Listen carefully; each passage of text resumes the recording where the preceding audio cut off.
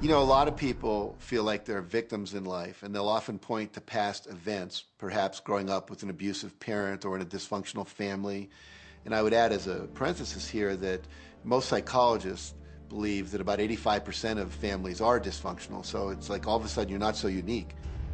My parents were alcoholics, my dad abused me, my mother divorced him when I was 6. From the age of 13 to 18, I was involved in street gangs. I had a severe motorcycle accident. I was homeless at one point in Dallas. I lived in poverty for 15 years in Houston. When I was a child, I had learning difficulties, and I was considered learning disabled, and I was told I would never read, write, or communicate, never amount to anything, not go very far in life. I mean, that's almost everybody's story in some form or not. So that's just called so what. The real what is, what are you going to do now? What do you choose now? Because you can either keep focusing on that or you can focus on what you want. And when people start focusing on what they want, what they don't want falls away. And that part expands and the other part disappears. We are wanting you to come to the place where you're beginning to offer your thought deliberately, where you're guiding your thoughts on purpose, where you are the creator of your own experience because you are the manager of your own thoughts. The beautiful thing about the law of attraction is that you can begin where you are, and you can begin to think, real thinking, and you can begin to generate within yourself a feeling tone of harmony and happiness. The law will begin to respond to that. So now you start to have different beliefs, like there is more than enough in the universe, or you have the belief that everything goes right for me, or you have the belief that I'm not getting older, I'm getting younger. We can create it the way we want it by using the law of attraction. And you can break yourself free from your hereditary patterns, cultural codes, social beliefs, and prove once and for all that the power within you is greater than the power that's in the world. Some of you may be thinking, well, that's very nice, but I can't do that, or she won't let me do that, or he'll never let me do that, or I haven't got enough money to do that, or I'm not strong enough to do that, or I'm not rich enough to do that, I'm not. Every single I'm not is a creation. Whether you can or can't, you are right. Are there any limits to this? Absolutely not. We are unlimited beings. We have no ceiling. The capabilities and the talents and the gifts and the power that is within every single individual on this planet is unlimited.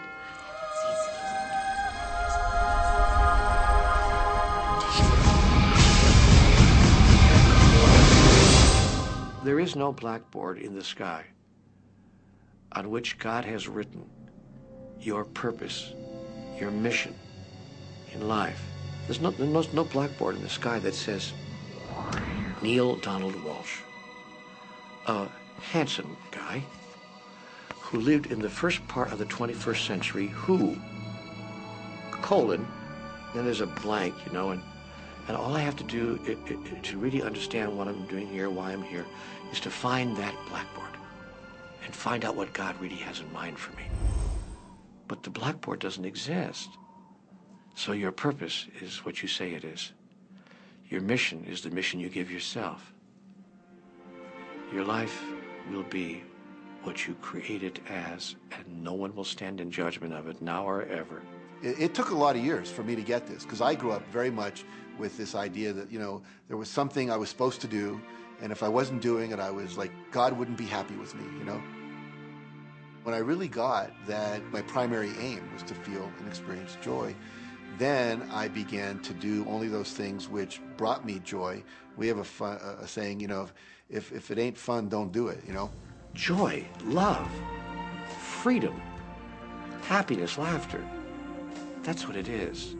And if you've just experienced joy sitting there and meditating for an hour, by golly, do that. If you experience joy eating a salami sandwich, then do that. When I pet my cat, I'm in a state of joy. When I walk in nature, I'm in a state of joy. So I want to constantly put myself in that state.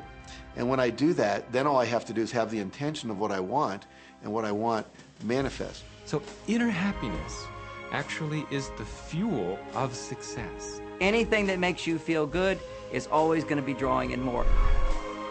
You are listening to this right now. It's you that drew this into your life. It's your choice whether you want to take it and utilize it. If it feels good, if it doesn't feel good, then you know, let it go. Find something that feels good, that resonates with your heart.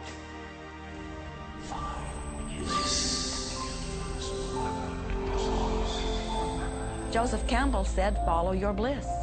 We think those are the best words we have ever heard spoken from a human tongue. And if one could follow one's bliss, you would follow the trail to abundance and well-being on all subjects. Enjoy life with us, because life is phenomenal.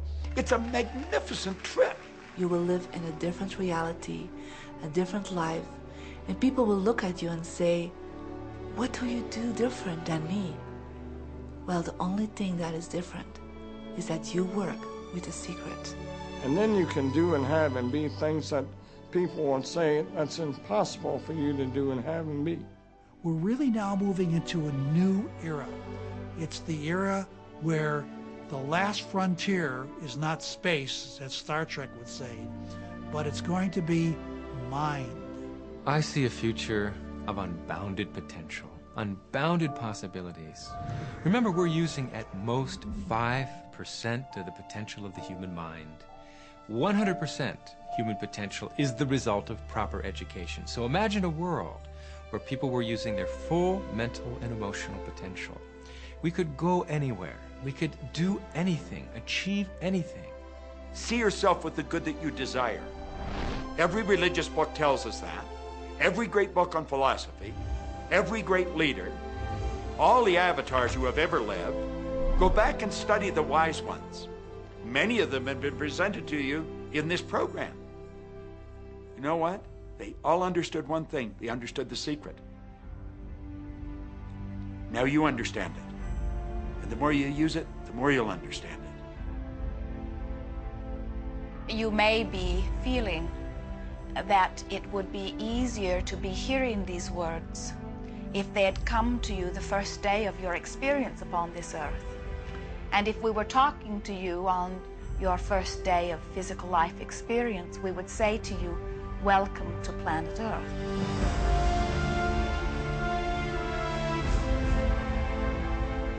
There is nothing that you cannot be or do or have. You are a magnificent creator, and you are here by your powerful and deliberate wanting to be here. Go forth, giving thought to what you are wanting, attracting life experience to help you decide what you want, and once you have decided, giving thought only unto that. Most of your time will be spent collecting data that will help you decide what it is you want. But your real work is to decide what you want and then to focus upon it.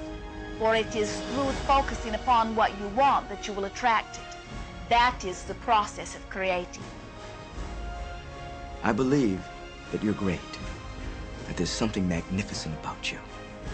Regardless of what has happened to you in your life, regardless of how young or how old you think you might be, the moment you begin to think properly, there's something that is within you, there's power within you that's greater than the world, it will begin to emerge. It will take over your life. It will feed you. It will clothe you. It will guide you, protect you, direct you, sustain your very existence if you let it. Now that is what I know for sure.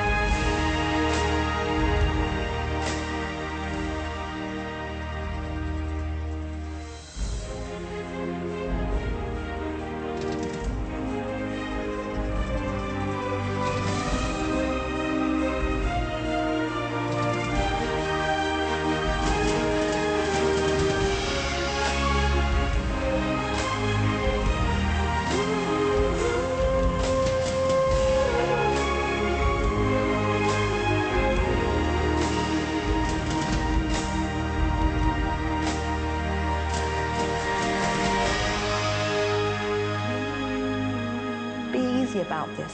Have fun with it. There is nothing you are supposed to do, only that which you want to do.